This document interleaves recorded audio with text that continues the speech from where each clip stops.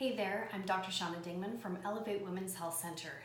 So you have low back pain or you have sciatica. Now, just so you understand, when I talk about those things, I talk about them differently. And the reason is because people who have sciatica typically will have low back pain, but not every low back pain sufferer has sciatica. They can be two very different causes.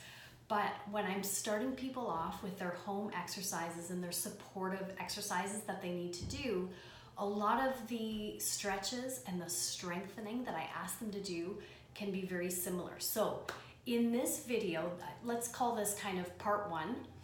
These are the stretches and some of the easy strengthening exercises that I want you to begin with. I want you to do them every day. Everything that I show you, I want you to go through 2 repetitions of. So I'm gonna show you all the different exercises, tell you how many to do or how long to hold it for, and then you're gonna go through that cycle twice. Now, here's the thing. Everybody is a little bit different. So what might not be painful for somebody else might be painful for you. Don't push through pain. This is the kind of thing where if you begin an exercise and the exercise itself causes you pain, I want you to stop.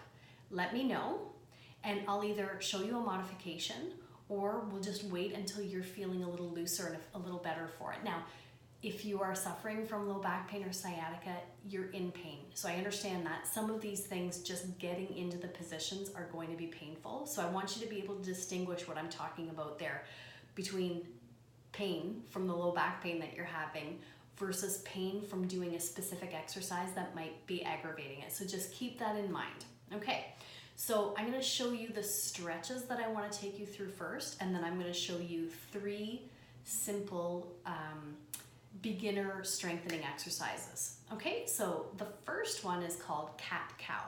And if you've done yoga before, you're gonna recognize that, or you're gonna recognize this position, but I want to show you some very specific things about cat-cow that even if you're used to doing it, you may not be aware of. Okay, so let me set myself up on my mat here.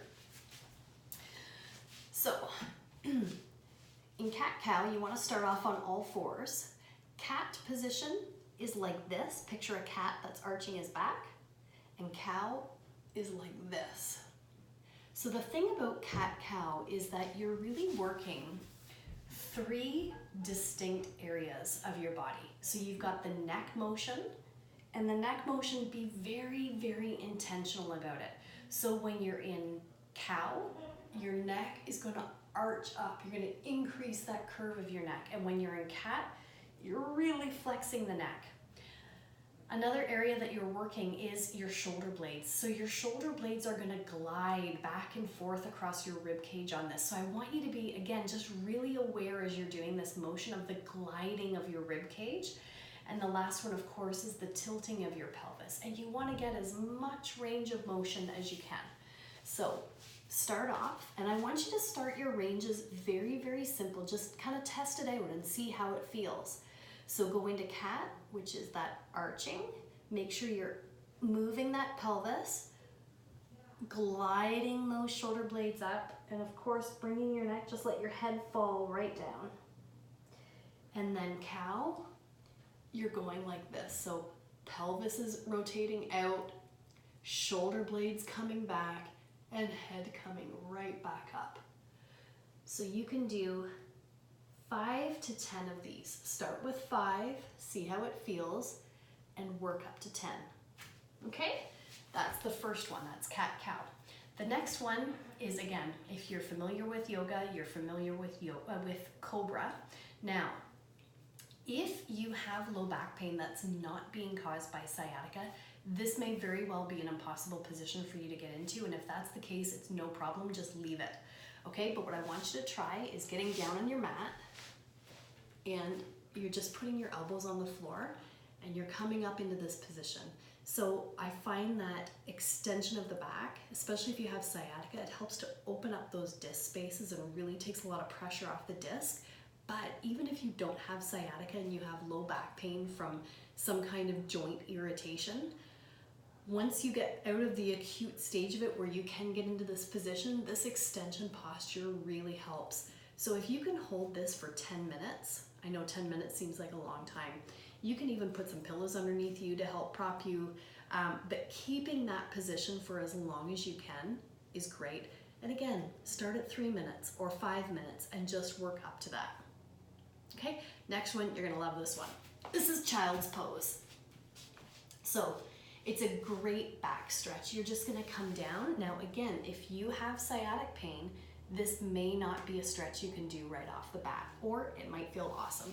You're just gonna come down like this and allow your low back to stretch. Once you've stretched it for about 15 or 20 seconds, oh, my hair's in the way, 15 or 20 seconds, the other thing I want you to do is just change my position here. Watch what I do with my arms. I want you to change the orientation so you move out this way. So when I move out to the right, the left side of my low back, it's an awesome stretch. And then what you can do is move back to center and then move your arms out to the left. So your knees aren't changing position. You're simply changing the position of your upper body by moving your arms. And now if I move out to the left, I get a great stretch along my right side. And for all of these stretches, you want to hold them for at least 15 to 20 seconds. More if you can is great. Now the last one I want to show you is one you may have never seen before. Okay, so it's kind of like child pose. I call this a windshield wiper stretch, and it's great to stretch out the glute and piriformis muscles, which I find are often involved when people have low back pain. So what you're gonna do is you're gonna come back up into all fours like this. So if you're gonna stretch the right glute, you wanna take the right foot, cross it over your left foot. Can you see that? I've crossed it over like that, okay? Then you wanna swing your hip out to the right and come back like that. And as I come back, I feel that stretching all the way up through. And if you're super stretchy and flexible, you can even come down toward the floor to do that. You may want to double up your mat underneath your knees. I do find this one is a bit hard on my knees, so I'm going to double that up. I'm going to show you that stretch again, and then I'm going to show it to you for the left side. So again, for the right side, I'm going to cross my right leg over. I'm going to swing my hips toward the right, and I'm just going to start to lean back like that. And I feel that stretch. Okay, for the left side, I've got my left leg crossed over my right, swinging my hips to the left, and coming back. And you're gonna hold that again for, you know what, this one I would hold, if you can hold it for a minute or 2 minutes, you will really love it. Okay, so those are your stretches.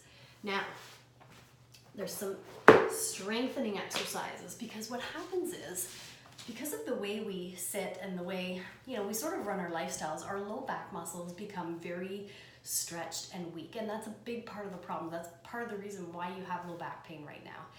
And so what we need to do is begin to strengthen those muscles up. And I'm talking about strengthening the muscles along the spine and the larger muscles along the back. And when you do that, it helps to take some of the pressure off the spine and off the nerves that are irritated back there.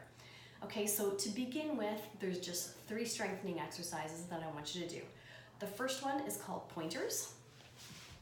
You'll see why. Okay, so you start off on all fours. Make sure you tighten your core around here. So really kind of bring that belly button up toward the spine. You want to stabilize yourself, because what you're going to do is you're going to raise your right leg, point that toe back, and extend the left arm. So right leg, left arm, and hold it for 10 seconds. Actually, don't hold it for 10 seconds, just hold it for 2 or 3 seconds. And then you can lower them, and then you're gonna do the opposite side. So right arm, left leg. Hold for 2 or 3 seconds. You wanna work up to doing 5 of those on each side. So you're doing 10 in total, 5 on the right, 5 on the left. You may only be able to do a couple in the beginning, and that's totally fine. Those are your pointers. Okay, next one, while you're in that position, let's do plank. So, right, the proper planking position is to make sure that you pretty much have a straight line from your head, down your back, down your glutes, and down your legs. and you want your shoulders stacked right over top of your arms. So you're just gonna get into that position. You're gonna have to really, I call it zipping up your girly bits. So zip up everything in through here. Okay, tighten up your glutes, your quads, your hamstrings, and just bring that belly button towards your spine and tighten. If you can hold that for 20 seconds, awesome. 30 is even better.